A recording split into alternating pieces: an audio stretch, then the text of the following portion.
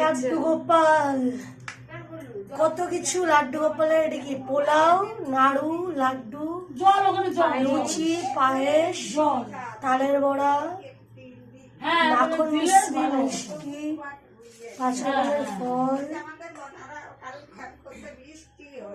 রজনীগন্ধার মালা, কি সুন্দর, একদম খুব সুন্দর, সব দারুণ হয়েছে। দর্শন করবে যেটা মন্দির আমাদের।